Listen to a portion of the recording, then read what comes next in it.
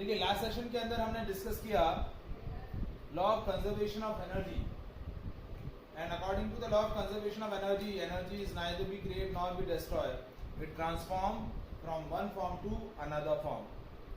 तो उसी से रिलेटेड, और उसके अंदर मैंने एक मैकेनिकल एनर्जी कंजर्वेशन का आपको एग्जांपल भी दिया था। When object is freely fall under the influence of gravity, as it goes down down down down down, then its potential energy decreases and kinetic energy continuously increases। तो उसी similar condition से related मैं कुछ questions discuss कर रहा हूं।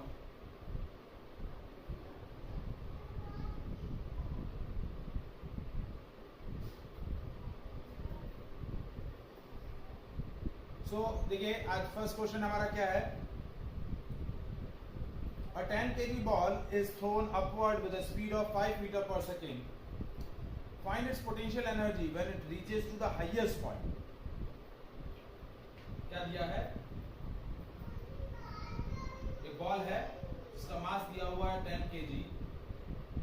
It is thrown vertically upward with a speed of 5 meter per second. Find its potential energy when it reaches to the highest point. Let's suppose this will be the highest point where the ball reaches. यहाँ आपका ball पहुंच गया है,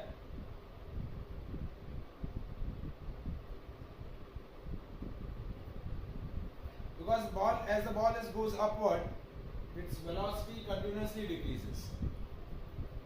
ठीक है, जैसे जैसे ऊपर जाएगा velocity continuously decrease होगी और kinetic energy वेलोसिटी डिक्रीज होगी तो काइनेटिक एनर्जी भी क्या होगी, डिक्रीज होगी। और as it goes upward upward upward, its height from the ground increases. ये ग्राउंड है तो ग्राउंड से उसका हाइट बढ़ता जाएगा। As the height of object from the ground increases, its potential energy increases. क्या होगा, पोटेंशियल एनर्जी इंक्रीजेस। तो हम यहाँ law of conservation of energy का लॉजिक यूज करेंगे कि as the ball goes upward, its velocity continuously decreases. As the velocity decreases, its kinetic energy decreases. ठीक है? So loss in kinetic energy from law of conservation of energy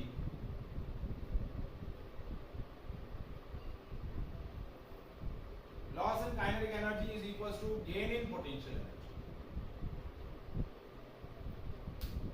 Gain in potential। देखिए यहाँ पर kinetic energy रहेगा, जैसे object यहाँ पर पहुंचेगा तो उसकी वेलोसिटी जीरो हो जाएगी। क्या हो जाएगी, जीरो, क्योंकि मैक्सिमम हाइट पर जैसे ही पहुंचेगा उसकी वेलोसिटी हो जाएगी जीरो। क्या हो जाएगी, जीरो। यहाँ इसकी वेलोसिटी हो गई zero. So its kinetic energy is maximum at the ground, minimum at the maximum height. तो लॉस इन काइनेटिक एनर्जी कितना हुआ, हाफ एम यू स्क्वायर। मैंने loss in kinetic energy half m u square क्यों लिखा, क्योंकि देखिए इस point पर काइनेटिक एनर्जी कितना है, हाफ एम यू स्क्वायर, और यहां काइनेटिक एनर्जी कितना है, जीरो। तो लॉस इन काइनेटिक एनर्जी कितना हुआ, इन दोनों का डिफरेंस। क्या हुआ, इन दोनों का डिफरेंस। अब देखिए इस पॉइंट पर आपका पोटेंशियल एनर्जी कितना है, ग्राउंड पर पोटेंशियल एनर्जी जीरो है, और यहाँ पर आपका मैक्सिमम हाइट पर पोटेंशियल एनर्जी कितना है, एम जी। जैसे मैक्सिमम हाइट मैंने एच ले ली, क्या ले ली, एच। तो यहाँ पर पोटेंशियल एनर्जी कितना हो गया, एम जी एच। तो गेन इन पोटेंशियल एनर्जी कितना हुआ, एम जी कैपिटल एच।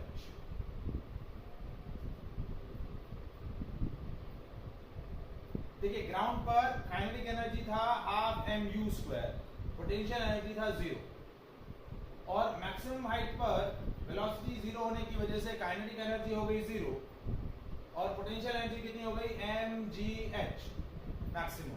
तो loss in kinetic energy is half m u square is equal to gain in potential energy, that is m g h. तो ये M से ये M cancel हो गया। तो देखिए मुझे कैलकुलेट क्या करना है, मैक्सिमम हाइट। तो मैक्सिमम हाइट कैसे कैलकुलेट करूंगा, h is equal to u square by 2g। देखिए 2g को इस तरफ ले आया, तो u की वैल्यू है 5 into 5 divide by 2 into g की वैल्यू 9.8। सो ये हो गया 25 डिवाइड बाय 19.6, तो h की वैल्यू हो जाएगी 25 डिवाइड बाय 19.6, 25 डिवाइड बाय 19.6, हाँ आंसर आ गया 1.28 मीटर। कितना आ गया 1.28 मीटर। तो मैक्सिमम हाइट कितना हुआ 1.28 मीटर। Is it clear? समझ में आया logic? Yes, sir. Yes, sir. Anyone? Is there any doubt to anyone?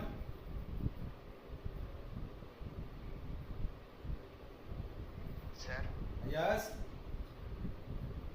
Sir हमने इसके अंदर काइनेटिक एनर्जी का फॉर्मूला क्यों यूज किया? क्या कह रहे हैं बेटा? सर हमने इसके अंदर काइनेटिक एनर्जी का फॉर्मूला क्यों यूज किया सर? तो कौन सा फॉर्मूला यूज करेंगे हाइट के लिए? सर मतलब मेरे को क्वेश्चन समझ में नहीं आया कि क्वेश्चन के अंदर वो कहना क्या चाहता है या फिर उसको क्या चाहिए। कहना है इन्फॉर्मेशन। देखो क्वेश्चन क्या है,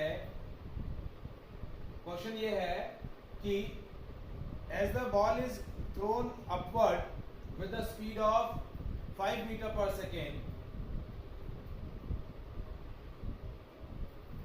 as it reaches to the maximum height, what will be its potential energy and calculate its maximum height. तो मैंने मैक्सिमम हाइट के लिए क्या लॉजिक यूज किया कि loss in kinetic energy is equal to gain in potential energy. मुझे ये maximum height calculate करनी है, इसलिए मैंने, अब जरूर नहीं है कि अब ये क्वेश्चन इसी लॉजिक से हो सकता है, ये क्वेश्चन इस लॉजिक से भी हो सकता था v square is equal to u square minus 2gh, h की वैल्यू इस लॉजिक से भी निकल सकती है कि v की वैल्यू 0 है, u की value 5 into 5 25 divide minus 2gh, तो h की वैल्यू हो गई 25 डिवाइड बाय 19.6। इस लॉजिक से भी आ गया है, वो काइनेमेटिक्स का लॉजिक है और ये कंजर्वेशन ऑफ एनर्जी का लॉजिक है, दो अलग डिफरेंट लॉजिक है बस। तो इससे हमने h निकाल लिया, अब मुझे क्या निकालना है पोटेंशियल एनर्जी, कि यहाँ पर इसकी पोटेंशियल एनर्जी कितनी होगी।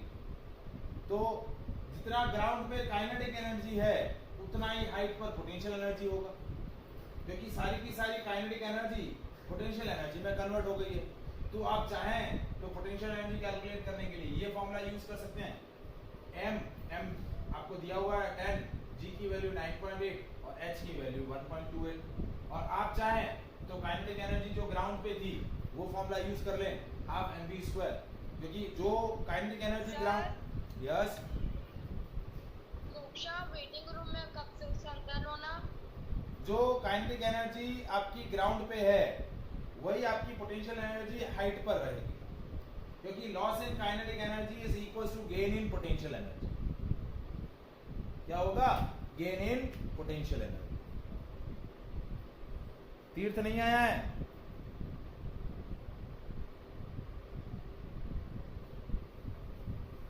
पार्शु भी नहीं आया, तेजस, सर अभी आपका स्क्रीन विजिबल नहीं है। हाँ अब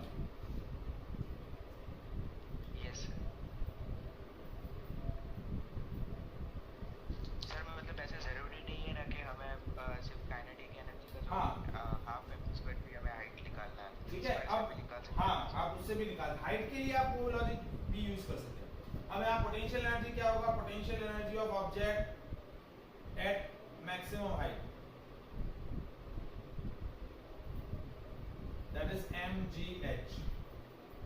तो मास 10 है, g की वैल्यू 9.8 और h की वैल्यू 1.28। तो इन सबको मल्टीप्लाई करेंगे तो आपको आंसर मिल जाएगा 125 जूल। पोटेंशियल एनर्जी कितना आ जाएगा? 125 जूल। हमें यहाँ लॉजिक क्या सीखना है? Law of conservation of energy. जब ऑब्जेक्ट को वर्टिकली हमने थ्रो किया पर्टिकुलर वेलोसिटी के साथ, तो उसकी काइनेटिक एनर्जी जैसे जैसे ऊपर जाएगा कम होती जाएगी और पोटेंशियल एनर्जी कंटिन्यूअसली इंक्रीज होती जाएगी, क्योंकि it is raise from earth surface. Height बढ़ती जा रही है तो उसकी पोटेंशियल एनर्जी बढ़ती जाएगी। नाउ नेक्स्ट देखिए,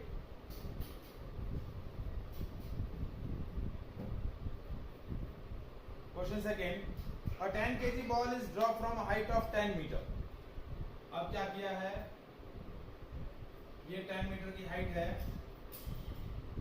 इससे हमने एक 10 kg का बॉल फ्रीली फॉल करवाया. Now find the potential energy of the ball. Find the kinetic energy of the ball as it reaches on the ground, and also determine the speed as the ball is reaches on the ground. देखिए ball यहां पर है initially और finally वो कहां पहुंचेगी, यहां पर. तो जब यहां पहुंच रही है, as it goes down down down down down, its kinetic energy increases and its potential energy decreases. तो यहाँ पर जितनी भी एनर्जी होगी वो प्योरली काइनेटिक एनर्जी होगी. क्या होगी, और यहाँ पर जितनी भी एनर्जी है वो क्या है, पोटेंशियल एनर्जी. तो पोटेंशियल एनर्जी ऑफ बॉल कितनी हो गई, पहले हमें क्या कैलकुलेट करना है, calculate the potential energy of ball at height 10 metre. Potential energy होगी mgh. तो m की वैल्यू 10, g की वैल्यू 9.8 और h की वैल्यू 10. तो 100 into 9.8, that will be 980 joule. अब जैसे जैसे बॉल नीचे आएगा पोटेंशियल एनर्जी कम होता जाएगा और काइनेटिक एनर्जी बढ़ता जाएगा. तो हम क्या लिखेंगे, loss in potential energy is equals to gain in kinetic energy. तो लॉस इन पोटेंशियल एनर्जी कितना हुआ, 980, और गेन इन काइनेटिक एनर्जी कितना होगा, 980 जूल. तो kinetic energy of ball as it reaches on the ground कितनी होगी, 980 जूल. कितनी होगी, kinetic energy of ball as it reaches on ground कितनी होगी, 980 जूल. कितनी हो जाएगी, 980 जूल.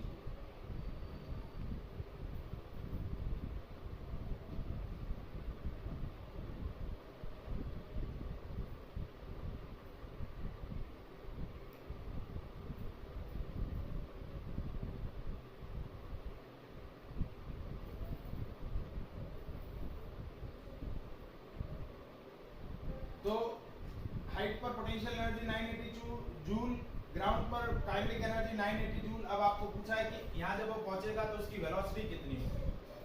तो वेलोसिटी ऑफ बॉल हम कैसे निकालेंगे, velocity of ball as it reaches to ground कितना हुआ, kinetic energy is equals to half mv square. 980 is equals to half into 10 into v square. ठीक है, ये 0 से ये 0 cancel. 98 into 2 divide is equals to v square. तो ये हो गया 196 is equals to v square. तो v की वैल्यू हो जाएगी √196. तो स्क्वायर रूट ऑफ 196 क्या होगा, 14. तो वेलोसिटी कितनी आ जाएगी, 14 मीटर पर सेकंड. तो देखिए जो प्रीवियस क्वेश्चन बताया था उसमें हमने बॉल को वर्टिकली अपवर्ड थ्रो किया था, तो उसकी काइनेटिक एनर्जी लॉस होती जा रही थी, पोटेंशियल एनर्जी गेन होती जा रही थी. इस क्वेश्चन में हमने क्या किया, बॉल इज फॉल्स फ्रीली, तो उसकी पोटेंशियल एनर्जी डिक्रीज होती जाएगी और काइनेटिक एनर्जी बढ़ती जाएगी. Is it clear? छोटा सा डाउट है. हाँ बोलो बेटा. सर इसके अंदर सर हम हाफ mv स्क्वायर से नाम करना हो तो v square is equal to u square plus 2gh से हाँ कर सकते हैं 100% कर सकते हैं. वेलोसिटी आपकी उससे निकल जाएगी, 100% आप उससे कर सकते हैं. वेलोसिटी आपकी उससे निकल जाएगी, 100% उसको वेलोसिटी से कर सकते हैं. बट एनर्जी निकालने के लिए आपको फॉर्मूला तो काइनेटिक एनर्जी या पोटेंशियल एनर्जी वाला फॉर्मूला यूज करना ही पड़ेगा. ठीक है. Now next question, an object of mass 40 kg is raised to the height of 5 meter above the ground. Find its potential energy. Now, if the object is allowed to fall, find its kinetic energy when it is halfway down. Kinetic energy बतानी है जब वो halfway आ जाए.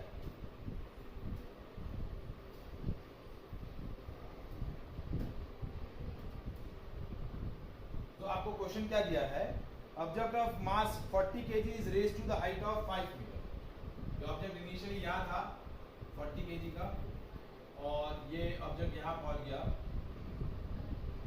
और ये height आपको क्या दे रखी है? 5 मीटर. तो इस हाइट पर इसकी पोटेंशियल एनर्जी कितनी होगी वो बतानी है.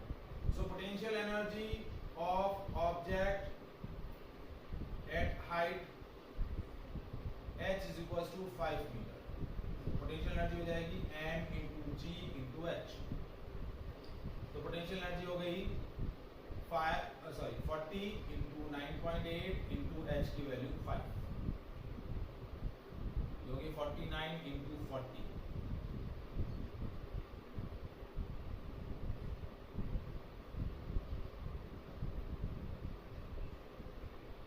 कितना हो गया?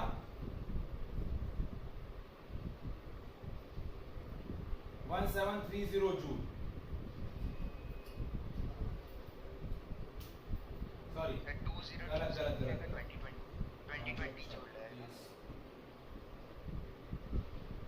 1960 जूल. ये आपका पोटेंशियल एनर्जी आ गया. क्या आ गया? Potential energy. अब क्या हो रहा है?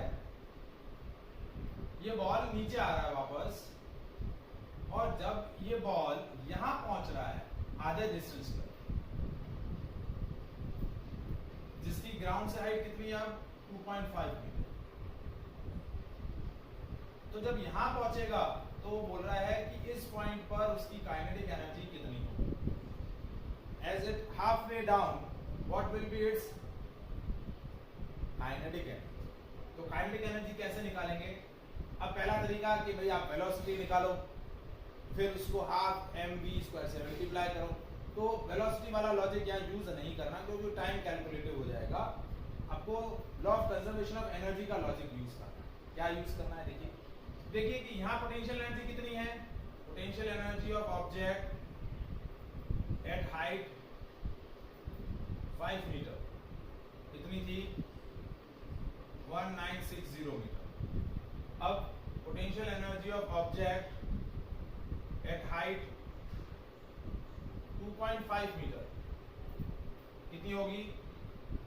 हाइट आधी हो गई तो पोटेंशियल एनर्जी भी क्या हो जाएगा? आधा हो जाएगा. तो पोटेंशियल एनर्जी कितना हुआ?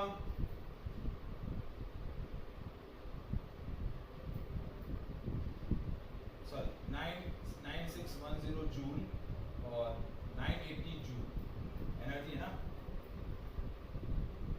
तो लॉस इन पोटेंशियल एनर्जी कितना हो जाएगा?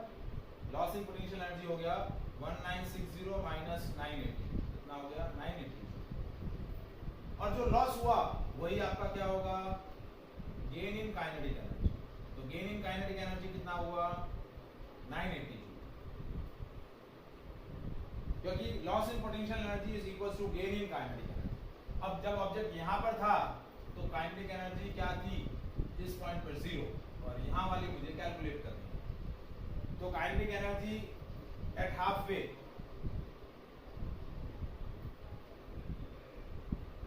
यदि इस पॉइंट को मैं B ले लूं, ये पॉइंट A है, ये B है, तो एट पॉइंट B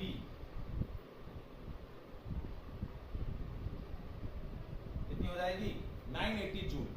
यही रहेगी. क्यों? क्योंकि यहां पर 0 थी, और यहां पर जितना आया, जितना गेन हुआ, वही यहां का पोटेंशियल एनर्जी हो जाएगा. तो यहां का पोटेंशियल एनर्जी कितना हो गया? 980 जूल. तो हमने law of conservation of energy का लॉजिक यूज किया कि पोटेंशियल एनर्जी में कितना डिक्रीमेंट आया, जितना डिक्रीमेंट आएगा वही गेन इन काइनेटिक एनर्जी होगा according to the law of conservation of energy.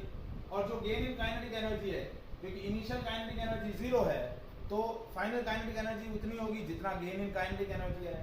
तो गेन इन काइनेटिक एनर्जी कितना हो जाएगा? 980 जूल. Is it clear? हाँ जी सर, हम लोग को पोटेंशियल एनर्जी का सर जो पोटेंशियल एनर्जी था सर जूल्स के अंदर 1960 जूल्स है सर. तो उसके अंदर सर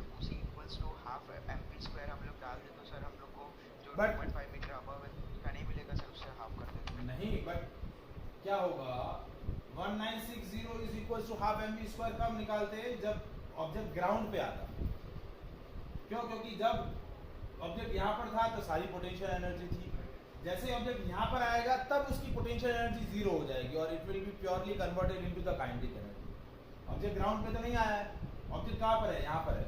तो यहाँ पर जो पोटेंशियल एनर्जी और यहाँ जो पोटेंशियल एनर्जी, तो इस हाइट तक आने में जितना पोटेंशियल एनर्जी का लॉस होगा वही काइनेटिक एनर्जी, वही आपका क्या होगा? काइनेटिक एनर्जी का गेन होगा। तो 1960 is equal to half m v square नहीं लिख सकते, क्योंकि वो हमने प्रीवियस क्वेश्चंस में ऐसा किया है। सेकंड क्वेश्चन में हमने यही किया था कि जब ऑब्जेक्ट ग्राउंड पे आया तो ग्राउंड पे आने पर क्या हुआ? पोटेंशियल एनर्जी प्योरली जीरो हो गई और सारी की सारी एनर्जी क्या हो गई? काइनेटिक हो गई। इसलिए हमने जीरो किया था। तभी हमने क्या किया था? पोटेंशियल एनर्जी को काइनेटिक एनर्जी के इक्वेट कर दिया था। लेकिन ये हाफ वे है, इन बिटवीन कहीं पर है, तो जितना लॉस इन पोटेंशियल एनर्जी आया उतना ही गेन इन काइनेटिक एनर्जी हो। आई बात समझ में है? Yes sir. ठीक है, आपको चेक क्या करना है कि लॉस कितना आया है किसी भी। सर मैं पोटेंशियल एनर्जी से 2.5 मीटर अबव जब जाएगा सर, हाँ। ऑब्जेक्ट है उसका मैं पोटेंशियल एनर्जी निकाल दे रहा है, तो फिर वही पोटेंशियल एनर्जी काइनेटिक एनर्जी हाँ, मतलब आपको डिफरेंस निकालना है और डिफरेंस को हाफ एम वी स्क्वायर के इक्वेट करना है। सर मतलब एमजीएच के अंदर सर एच को हम लोग एक जगह पे 2.5 रखा और एक जगह पे 5 मीटर रखा। तो हाँ। 5 मीटर के अंदर सर 1960 माइनस हम लोग को जो दूसरा 2.5 मीटर पे आएगा उसको माइनस कर दो। मैंने दो बार एमजीएच का यूज ही नहीं किया कि भाई यहाँ पर हाइट 5 मीटर थी तो पोटेंशियल एनर्जी 1960 है, तो कैलकुलेशन बचाने के लिए बोला कि भाई आधी हाइट हो गई तो पोटेंशियल एनर्जी भी आधी हो जाएगी, क्योंकि पोटेंशियल एनर्जी हाइट के डायरेक्टली प्रोपोर्शनल है, तो पोटेंशियल एनर्जी आधी हो गई। तो इसलिए मैंने डिवाइड बाय 2 कर लिया डायरेक्ट। ठीक है, कैलकुलेशन मैंने बचाया अपना कि कैलकुलेशन में जो टाइम जा रहा है उसको मैं थोड़ा लेस करूं। Is it clear? Yes sir. समझ में आया law of conservation of energy का logic? Yes, sir. Anyone? Is there any doubt to anyone? No, sir. Medha, Mishri, No, sir. Vansh? No, sir. No sir.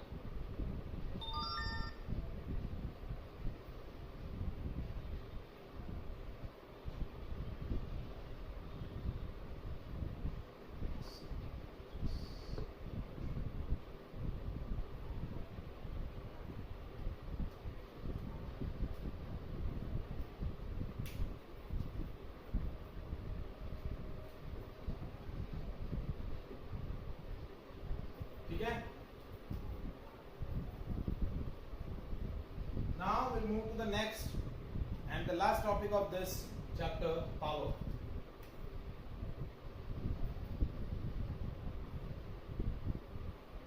Last topic है हमारा इस, क्या बहुत कट रही है? क्या कह रहे हो बेटा?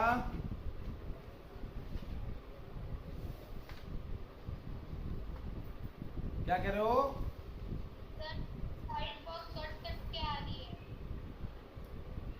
ओके, बाकी लोगों को आवाज आ रहा है बराबर? Yes, sir. Yes, sir. Yes, sir. तो भाई मोक्षा, अभी आपको इसमें सॉल्यूशन देना पड़ेगा।